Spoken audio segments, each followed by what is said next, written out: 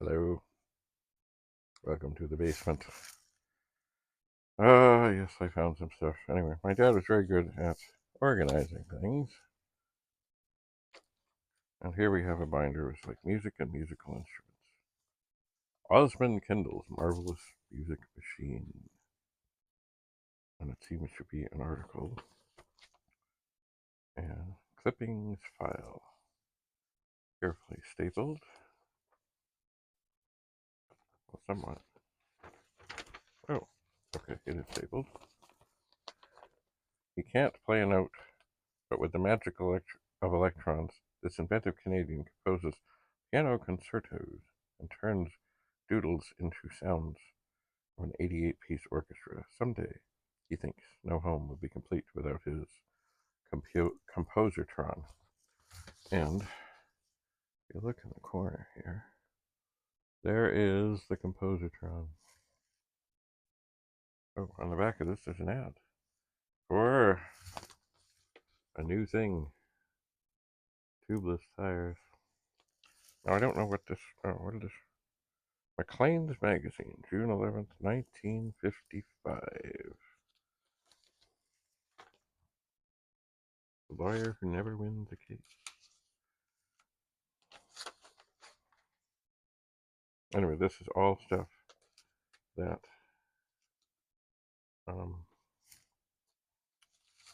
it's the article about the musical thing. Indeed, you can call me an old smoothie now. Look, it's an ad for General Electric locomotives. Vintage. Like this is like, wow, 70 years ago. Is there anything else here? I'm not sure. There's also a message from Electrohome. We appreciated receiving your request for more information on electronic organs. Actually, we had a little organy thing that was made by these people. Electrohome. When was this from? Doesn't have a date. I guess it's just the form letter that they sent out people saying, yeah, here. But there's a price list here. Oh my. Diminuent MK. Suggested list. $1,190.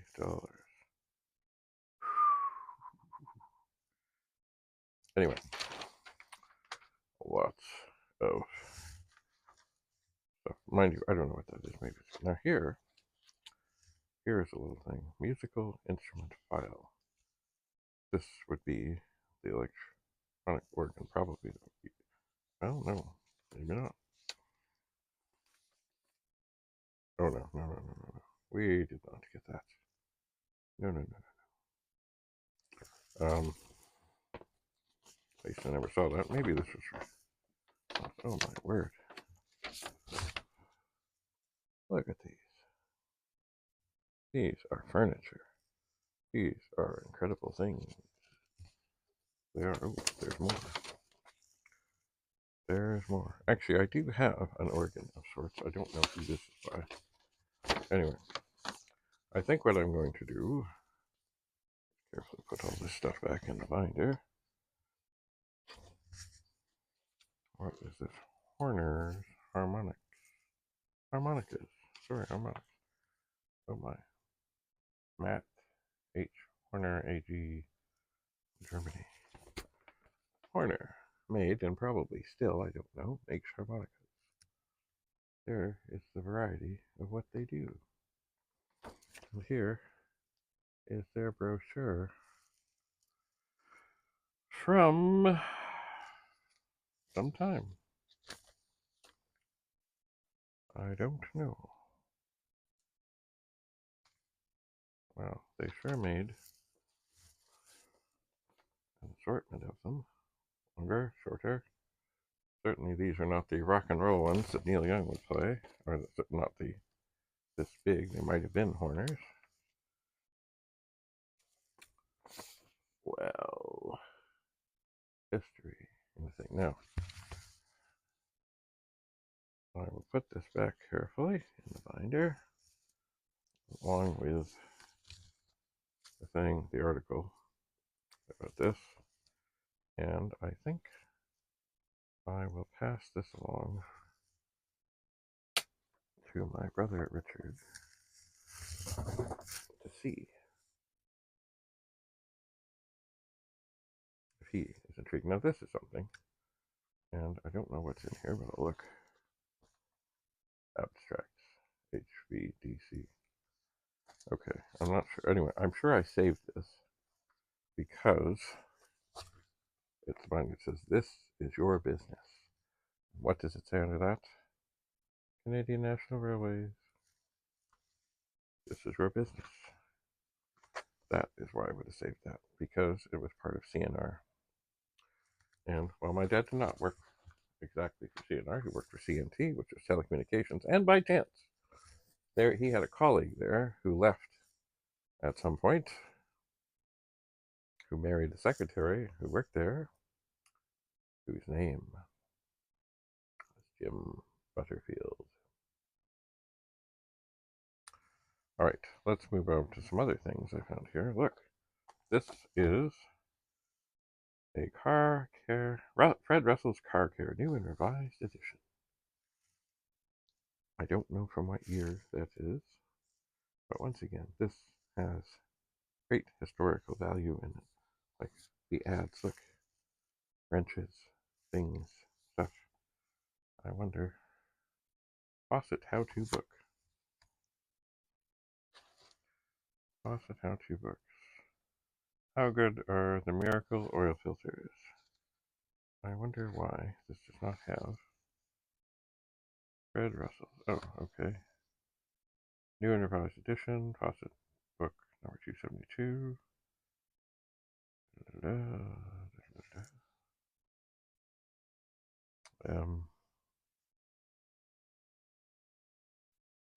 I don't see a year. I wonder if this. Oh, fifth printing, 1957.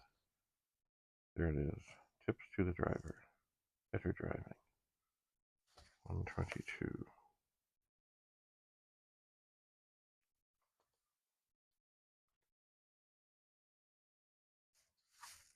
Tips to the driver. Better driver. Ooh, this could be fascinating. Just a moment. Let me get my reading glasses. Look. Tips to the driver. Safety is a blend of skill, courtesy, common sense, and keen understanding of the mechanism at your fingertips. What is a good driver? Many people have an amazing ability to handle the controls of an automobile. They have instant reflexes, keen sight, and hearing, excellent coordination, yet they are poor drivers. Obviously, there's more to driving than the proper handling of throttle, brake, and steering wheel. In fact, good driving starts long before one gets behind the steering wheel. A good driver must know his own automobile, how it operates, and how to care for it. No one of the practical driving pointers listed here is startlingly new to an experienced driver, yet in total, they should provide a means for him to drive, or her, better, more safely, and at lower cost. They add up to car savvy. The rewards of good driving can be felt where many of us are particularly sensitive in the pocketbook. Starting. Conventional cars are started by placing the gear shift and lever in neutral, applying the parking brake, depressing the clutch pedal, and then depressing the accelerator pedal about 1/4 of the way to permit the automatic choke to rotate the choke valve and the fast idle cam from the hot position where they were in when the car was last used. Then the driver flips the ignition switch and touches the starter button. On some cars, moving the ignition switch a little farther to the right provides the starter contact. Also, some cars have the starter switch operated by the accelerator pedal or the clutch, thus calling for a revision of the usual method. And on cars with automatic drives, the operator simply places the selector in the neutral position, sets the handbrake, and cranks the motor by flipping the switch, pressing the accelerator pedal, or touching a starter button. If the engine is not started with the accelerator pedal, he can usually get a better start by opening the throttle part way, as I have just explained. In cold weather, and especially if the engine isn't in prime condition, it may be necessary to pump once or twice on the accelerator pedal to bring the carburetor's acceleration pump into action. Allow the engine to warm up for several minutes at about twice its normal idling speed after going into reverse and backing out of the garage. This is known as fast idling the engine. It not only allows time for proper lubrication of the engine before heavy loads are applied and for all cylinders to be firing properly, but it is also a safety measure to assure that your engine will operate properly when entering a line of traffic. This warm-up period affords an excellent opportunity to check the instruments, just as an airline pilot makes sure that everything is in readiness for the takeoff. Many an engine has been ruined because the owner failed to notice that the oil pressure gauge was not recording and that, as a consequence, vital parts of the engine were without lubrication. If the gauge reads low or zero, stop the engine immediately. Incidentally, it is normal for the oil pressure and the ammeter charging rate to be higher when the engine is cold. Defensive driving. Safe driving must be defensive driving. Almost any victim of an automobile accident will say that the accident was caused by the other fellow or by conditions over which they had no control. Therefore, a good driver must operate his car on the basis that the other fellow lacks the necessary skill, knowledge, and good judgment to avoid an accident. Furthermore, the good driver will anticipate trouble and drive accordingly. It goes on and on with funky pictures. Making a big splash may be all right socially, but it can foul up the brakes and engine of your auto. Look, there's somebody headed for a puddle. Ha ha ha. Anyway, I will look at this further. I shall. How to spot clutch trouble. For more light, driving at night requires properly projected light. The adjustment doesn't take much time. A plug for plugs. All kinds of things. Just think, this is, golly, like almost 65 years ago? 70, 50, 57. That's a long time. 7. I was born in 65. Yeah, 60 some years ago. Still in mighty fine shape. That too, something I will hold on to. It is. Now here we have some interesting things. I guess these are kind of like the tabloids of the day. This is one called Inside Story. What's really happened to Liz and Eddie? And I'm just going to try and figure out before I show you any of this. When was this? March 1960. Okay, so it says, what's really happened to Liz and Eddie? It has the very strange love life of Shirley MacLaine. First time ever, society's fabulous silver spoon diet. Exposed the slick tricks of that made Fabian click. The screaming terror that haunts the stars. And here it is. Inside a Story. It is from 1960. And I don't know what the thing is. Look on the back. You can learn radio, television, electronics. Oh my. Oh my. Yes, indeed. Fredericks of Hollywood was alive and well. Look at the exoticness. What does that say? Yeah. Exotic day or night. Yes, indeedy. I can't really see what I'm doing here. Anyway. Yes. The real lowdown on why Dr. Brothers is the people's choice. Sex in your living room. While she does carry a legitimate degree from Columbia, Joyce is psychologist in name only. Publicity releases claim she taught for 6 years at college. She didn't. Uh-huh. Imagine that. Oh.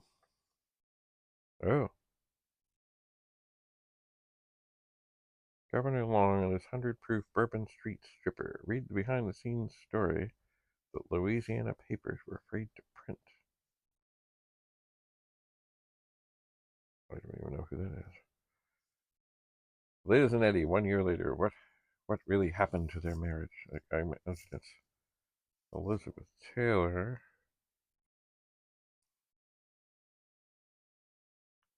Eddie Fisher, which anyway, this is, of course, I've heard of these people, sort of, kind of. But look, it's vintage. It's the inside story on what went wrong. Anyway, also, too interesting. Here's one called Confidential. Sex logs you break regularly. And once again on the back, learn radio and television electronics. Now, when is this one from? Carl Cheeseman's death story, the last will and testament to the American people. Did anti-Negro prejudice run Willie Mays out of San Francisco? Huh. My father's hate and heroin ruined me. Barbara Burns. How Hollywood stars buy their Oscars. When is this one from? Let's see. April 15th, 1960. Confidential. Tells the facts and names the names. So they say. Oh, they're make more money fixing electric appliances. Oh, look, it's Fredericks of Hollywood all over again.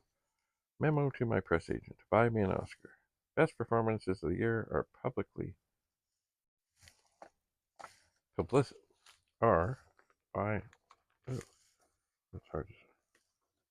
Are by publicity men who earn those Oscars. Can you imagine? Buy me an Oscar. It could be. Anyway, here's the front again of this. There it is. Willie Mays just died. I would like to think. Oh, sex laws you break regularly. Must reading for adult men and women. Oh my, I should read this at some point, but not at this moment. I should.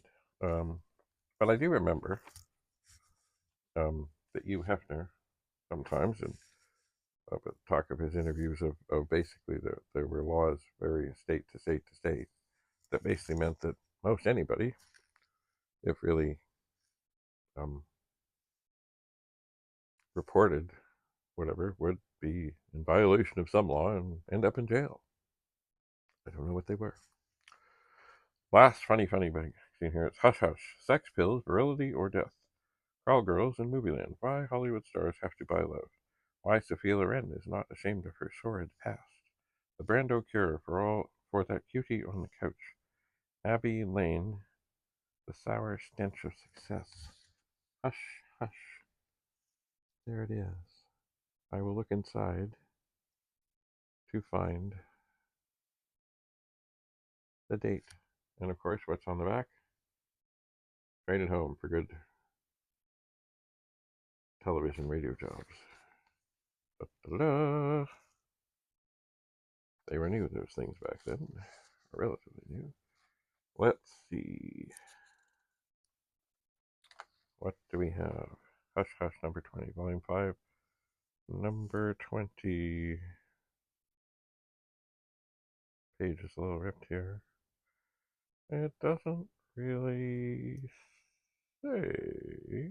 Well, it says copyright 1958. Oh, volume 5, number 20. January 1959. Okay. Here, now enjoy salon-type slenderizing plan in your home. Use new salon vibrator free without obligation. 7-day home trial. No need to disrobe in any position. shoulders, back, abdomen, hips, thighs, legs. And there is the ad for this miraculous vibrating wonder. Anyway, I should see if there's anything else. What is this? Aga Khan's heirs are skirting bankruptcy.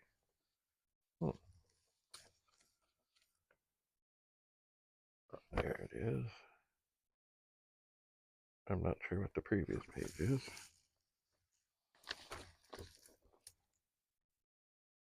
Oh, it's Marilyn Monroe. When Ben Heck caught Movieland with its panties down, running wild with a one-man vice crusade, the sharp-tongued writer blasts Hollywood with a bitter expose of its sex life.